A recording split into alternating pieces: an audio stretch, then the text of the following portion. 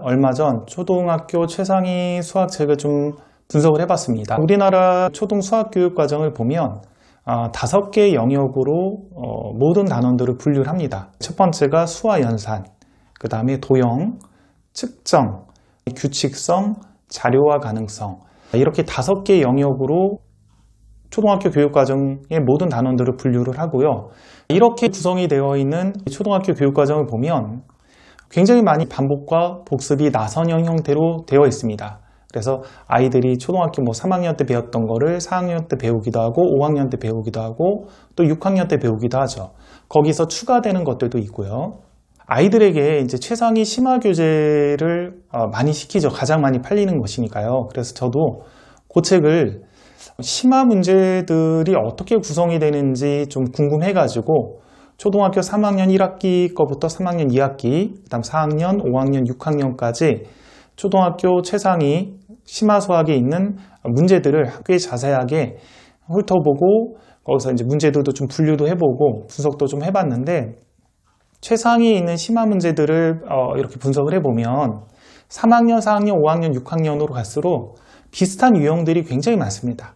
그러니까 3학년 때 나왔던 유형이 4학년 때 또 나오고 5학년 때 또 나오고 6학년 때 나오고 단지 숫자만 자연수에서 분수, 소수 이런 것들로 바꿔가면서 동일한 문제 유형이 계속 출제가 되는 거죠. 그러다 보니까 아이들이 최상위 수학을 배우게 되면 초등학교 3학년 때는 그런 문제 유형들을 처음 접하게 되니까 3학년 때가 시간도 굉장히 오래 걸리고 아이들이 어려워하는 것이 당연하게 되는 겁니다. 3학년 교육과정을 보면 이런 식으로 구성이 되어 있어요.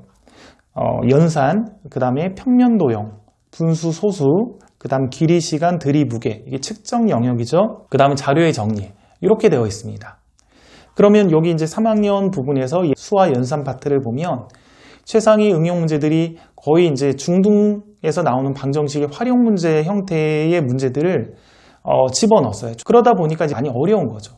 그럼 이 수와 연산에서 나오는 방정식의 활용 문제가 4학년, 5학년, 6학년으로 가면 똑같이 이렇게 출제가 되는 겁니다. 문제 유형이 비슷한 형태로요. 4학년, 5학년, 6학년으로 가면서 조금씩 이제 추가되는 부분들만 아이들이 더 공부를 하면서 최상위를 좀 어렵게 느끼거나 혹은 쉽게 느끼는데 예를 들면 3학년 때 그렇게 공부를 하고 나서 4학년을 올라가면 아이들 입장에서는 한결 더 쉬운 느낌이 듭니다.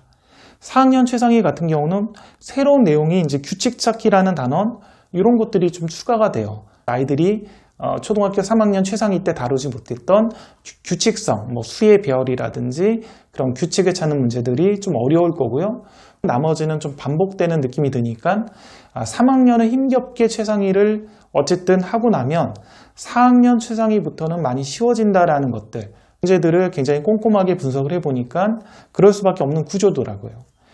5학년 같은 경우도 좀 어려워진 내용이 좀 더 많긴 많아요. 새롭게 추가되는 내용들이 수와 배수에서 굉장히 좀 어려운 문제들, 아이들이 힘들어하는 문제 유형들이 새롭게 출제가 되고요. 그 다음에 이제 규칙과 대응. 규칙과 대응은 4학년 때 규칙 찾기라는 파트하고 좀 유사성이 있기 때문에 한 번 배웠던 거를 또 하게 되니까 비슷한 유형의 문제들을 또 푸는 효과가 있을 겁니다. 6학년에 올라가면 새로워진 내용이 비와 비율 정도밖에 없습니다. 비와 비율, 비례식의 유형의 문제에 해당되는 것들이 좀 낯선 유형으로 좀 다가오는 거고요. 6학년 2학기 도형의 측정 파트에서 원의 넓이라든지 길이 구하고 그런 부분에서 중학교 1학년 2학기 수준까지 해당하는 그런 문제 유형들, 중학교 1학년 2학기에 한 센 수학 정도 수준에 해당하는 문제들이 초등학교 6학년 2학기 최상위를 보면 그 도형의 측정 파트에서 나오게 됩니다. 그 부분 계산하는 것들을 좀 아마 힘들어 할 거고요. 그래서 결론적으로 보면 문제들을 꼼꼼히 다 한번 훑어봤더니 3학년 최상위에서 다루는 내용들이 아이들이 가장 이제 난이도도 높고 힘들게 다가올 것이고요.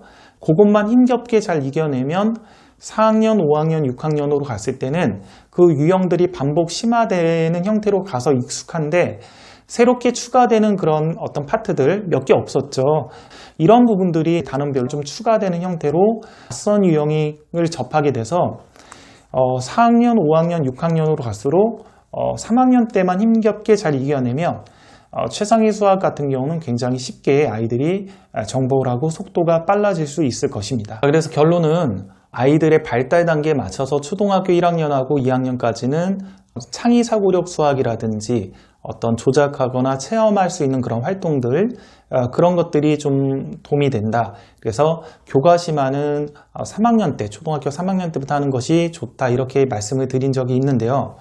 초등학교 3학년 때 최상위 수학을 아이들이 시작을 하면 아까 말씀드렸던 이유 때문에 굉장히 시간도 오래 걸리고 힘들 수는 있는데, 최상위 수학 문제를 3학년부터 6학년까지 한번 다 검토를 해보니 4학년, 5학년, 6학년으로 갈수록 새롭게 추가되는 심화 유형들이 많지가 않기 때문에 점점 수월해지는 형태로 가게 된다.